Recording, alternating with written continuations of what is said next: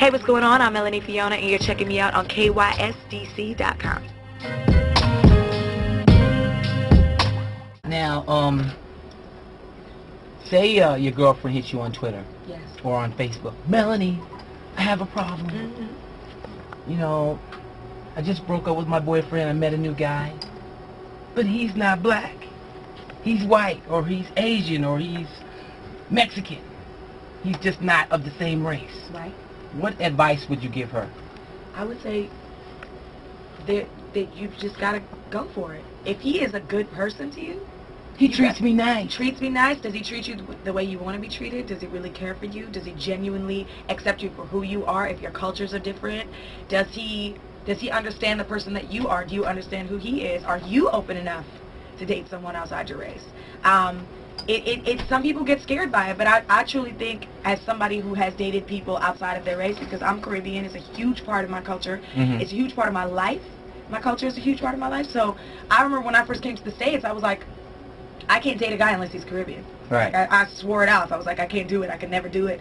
And then I ended up meeting really cool guys who weren't Caribbean, but they had Caribbean friends, or they're open to the culture. And as long as there's no ignorance, I think, in between the two parties, nothing should really stand in the way. If you guys really do get along and your interests are the same, and you can do it, I think go for it. Right, because we have some very closed-minded people in 2011. People still tripping.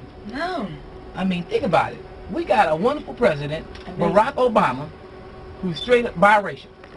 Yes, he is. And if somebody would have been in somebody's ear a long time ago saying, hey, well, you guys shouldn't be together, you guys should go in separate directions because you guys are not of the same cloth, you know, racially, then we might not have the president we got right now. We got right now that we're so proud to say is a black president. Right. But you know what I mean? I grew up in Canada. I'm from Toronto, Canada. My family's mixed. I'm of mixed race. So, like, I can't discriminate. I always feel like it just is about chemistry.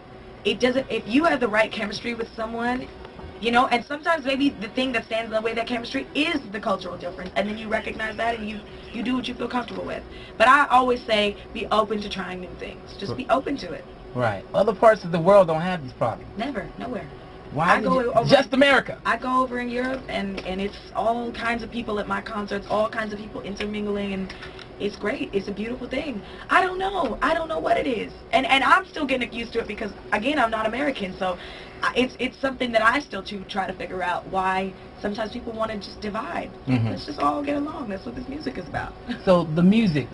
Are we gonna have any Caribbean vibe songs on this upcoming album? Yes, that comes I out would like summer-ish? to, and I'm working on finalizing the album. But yeah, you know, like, my Caribbean heritage is always something that you're gonna see from me, either at a show, on a mixtape, on a free release, on YouTube videos, on the album. Like, it's gonna be there. I can hear you over a nice dub track. Man, have you heard Somebody Come Get Me? Check that out. Where's that?